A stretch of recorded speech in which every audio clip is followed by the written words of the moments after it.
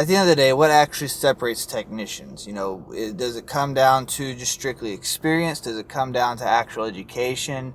What really makes you different, and how do you stand out in today's industry, and how do you actually make yourself worth more to where you make what you want to make? At the end of the day, there are two things that really separates techs. The first is going to be experience.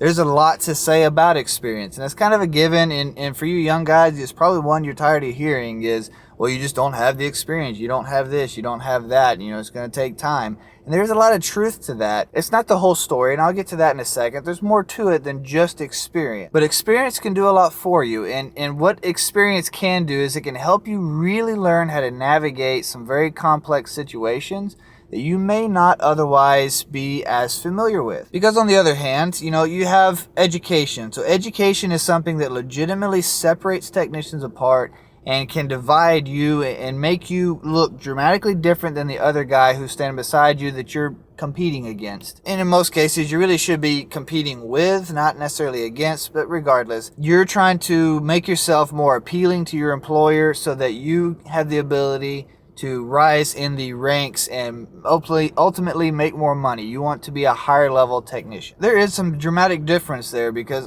honestly, I've worked with a lot of guys who have a ton of experience. They've got a lot of years in this industry, but they had very little education. And so because of their lack of education, they had a really hard time on understanding proper principles and doing some very in-depth and critical troubleshoots and trying to communicate to that person who doesn't know what it is you're actually saying or you're trying to relay can be very difficult.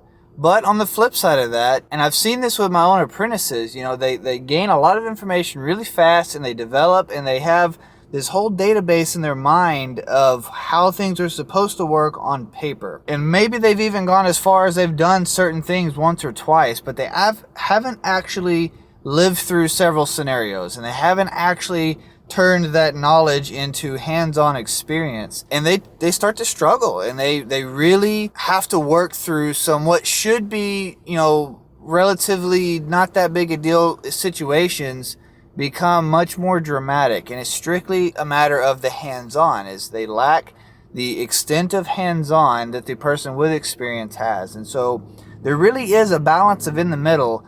And just because you learn a lot of information and maybe you can pass a test really well, don't equate that to actual experience. And don't get confused in thinking that just because you understand maybe something about a piece of equipment better than the guy who's worked on it for 20 years, don't think that he's not going to turn around and you end up making a little bit of a fool of yourself, because while he may not be able to explain it the way that you can, or he may not know what to call everything the way that you do, but his ability to get in there, get the system functioning online and troubleshoot it in a fraction of your time is quite impressive without that extra education. And that is the difference. And what you're really seeking and what you should be looking for is that in the middle ground, that place of applying all that knowledge and experience into one, the education and the physical hands-on itself. Now, the other side of this is companies should be investing. You managers or company owners out there, you really, really need to think about how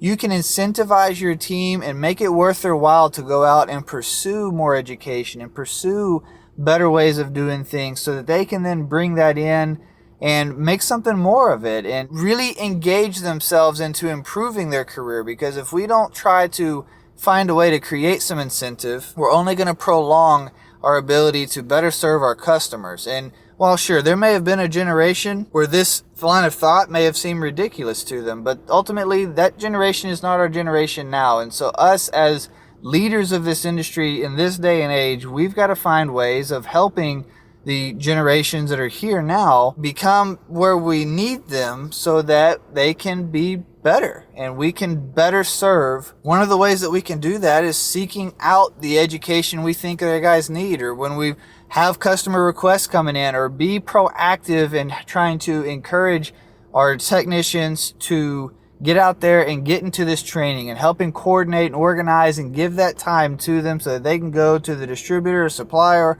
factory, whatever it is, and get that education. That way they can then bring that back and maybe even share that with their coworkers and it compounds itself from there. You know, it's something I've had some good success with, and trying to help guys cross train, and I'll send one group of guys to this factory, one group of guys to that factory, let them both get certified separately, but then have a internal dynamic in the team where they all want to work together. And so then when they're working side by side that have different certifications, they can then share that knowledge as much as possible. And I've even had them come back and exchange notes and books and do all this stuff so that they were all on the same page. And while they may not have that physical certification, they got a lot of the valuable information.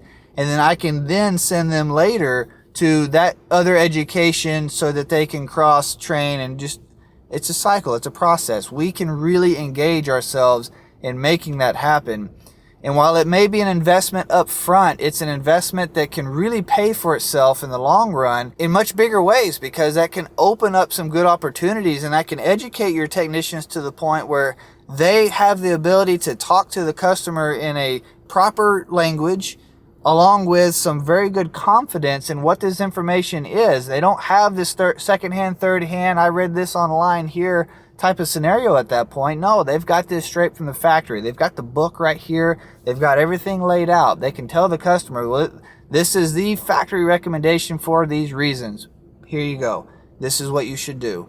Please sign here. Another piece of that is really providing tech support. We should be providing as much support and tech support, and really just continuing the process of encouragement.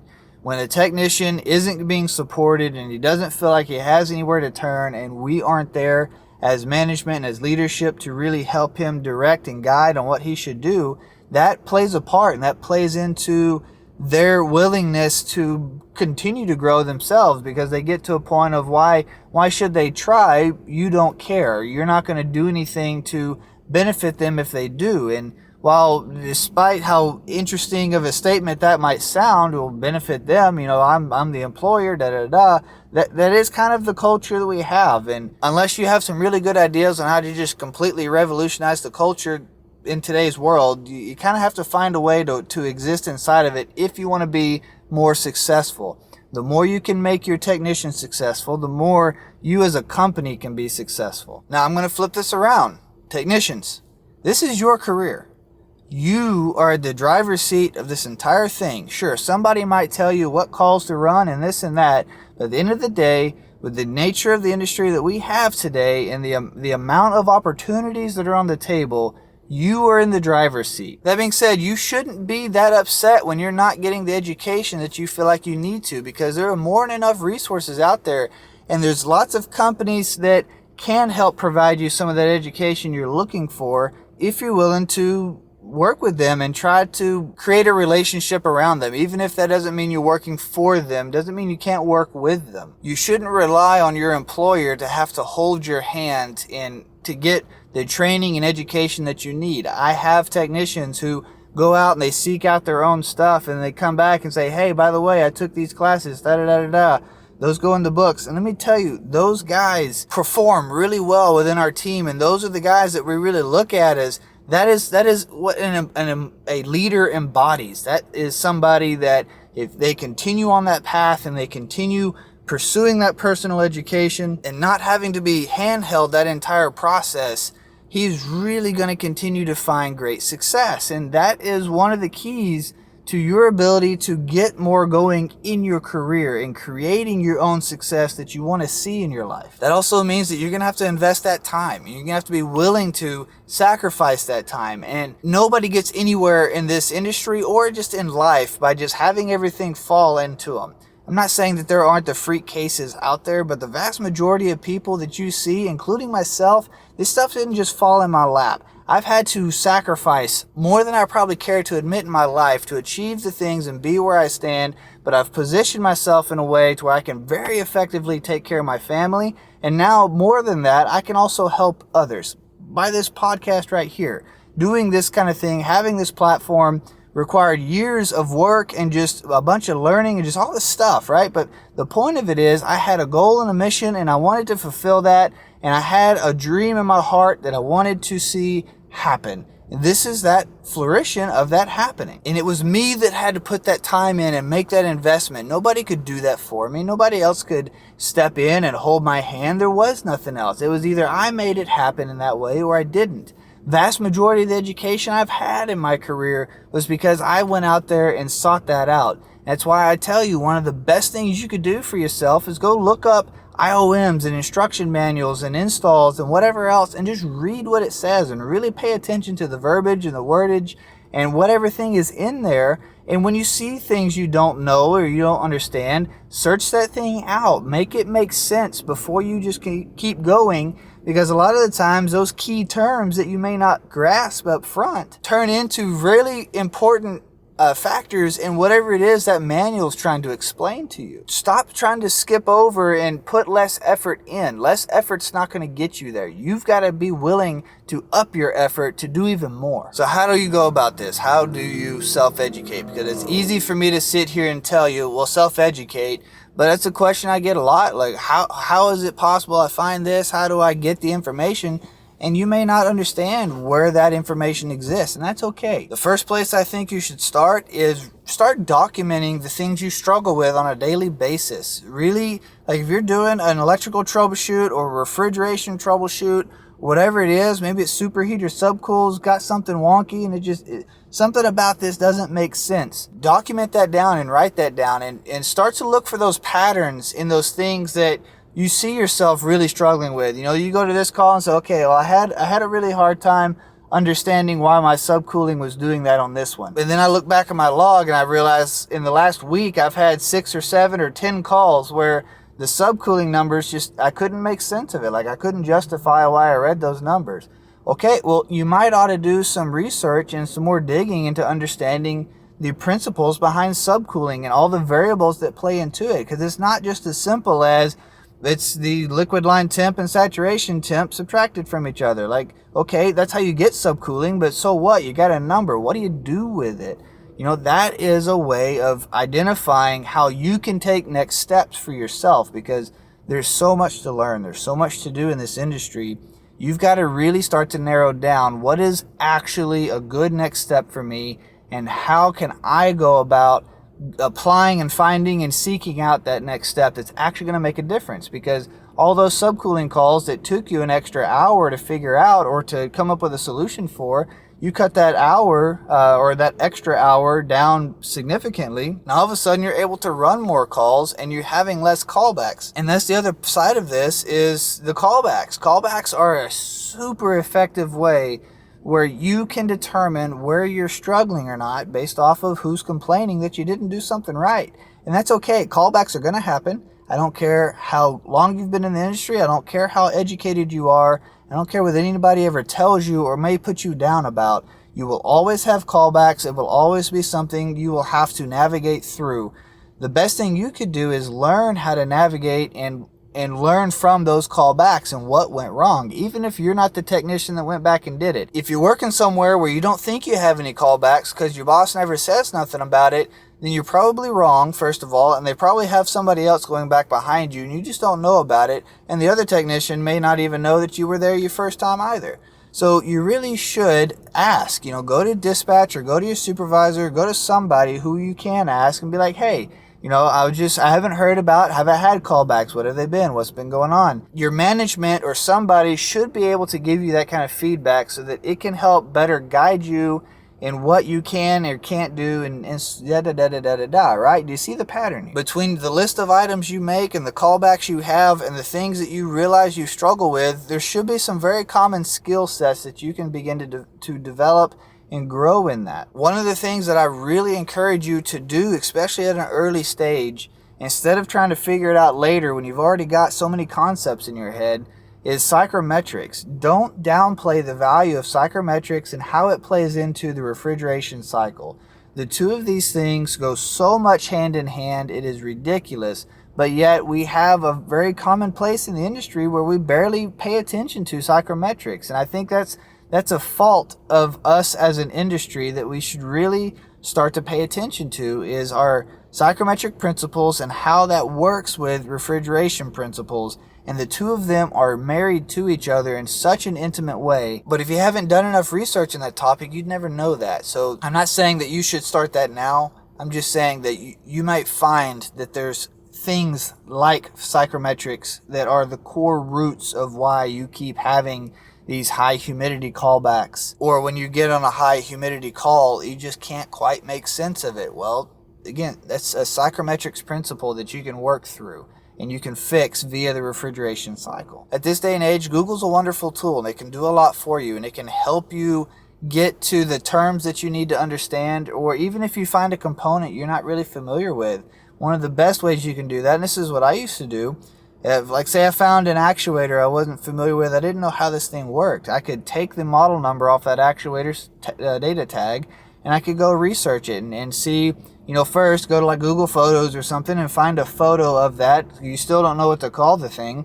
And then you eventually see enough, you see something looks similar, you can click on it, maybe that leads you to an actual term or a definition. Then once you get that definition, you can then continue the process of Googling through what this thing is. Different types of valves is one way you could really do this. These valves have, some kind of numbering stamped on them vast majority of the time. Even if the sticker, if it ever had one, is gone, that's fine. Don't pay attention to the sticker. Look at the stamps. Valves are a question I have to answer even with my guys all the time because they're not familiar with all the different types and styles and so forth. And so if you go in, you can examine somewhere on that body, there's going to be some kind of stamped numbers. Start searching those numbers. And if you get this whole long spiel of 10 digits and you search that and nothing pulls up, then stop. Only search the first couple of digits, or one by one start deleting a digit and then hit enter again until you get something that shows up that makes sense, that looks similar to what it is you're working on. The same principle applies to model numbers on equipment. A lot of equipment model numbers may be 20 digits long. And if you search all those digits, you're probably going to come up with nothing.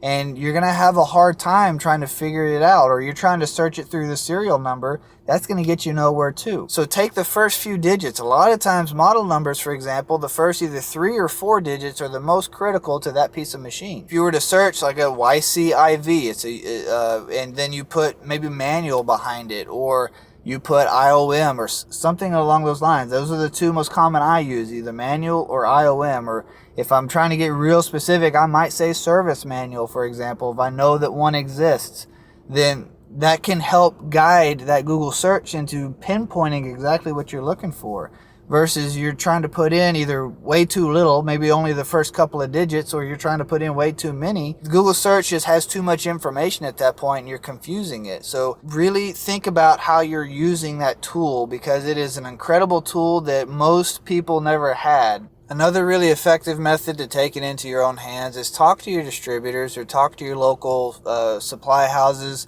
Almost all of them offer some kind of education. A lot of the time it's free. You just have to show up, and it's not that big of a deal for your employer if you bring that to them. That's something I struggle with. I was talking earlier, I was really talking to myself about the employer thing and seeking that education out and trying to get those guys encouraged to get in it. I'm talking to myself. That's my own problem, is identifying those things and helping my team get there.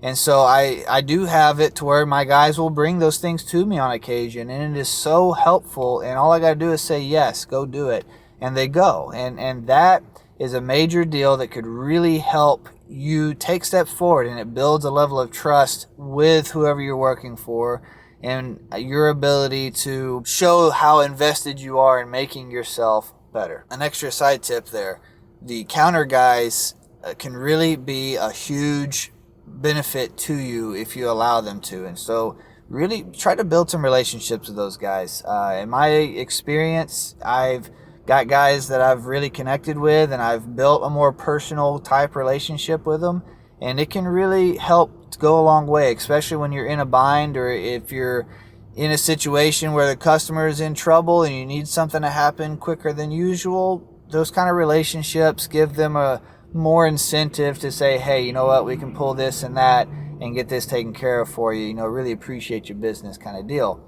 And that's not shady or anything. That's just, that's good relationships. And you'll find that relationships in this industry have a big part as as to how easy it is to be more successful. I do want to throw in the news segment here. There is reports that heat pump sales are heavily on the rise. I know that my conversations with customers and across the board, I'm just seeing more and more and more push, and heat pump technology has come a really long way in its ability to support under really low ambient conditions outside. And especially like mini splits really push this technology a lot further forward.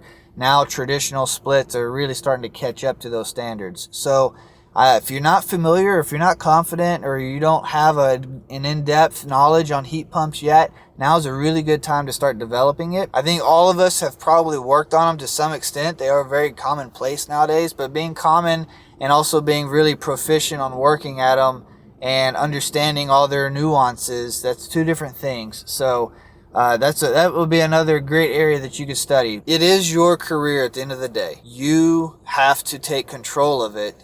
And we as employers need to work with you on helping develop that. And that is something that is different than it used to be. And you've got to understand that if you're still fairly new into this industry, is you're dealing with people who aren't familiar with it. And you can call those guys, I'm not a boomer myself, but you can call them, okay, boomer, whatever derogatory thing you have for those guys. That's fine.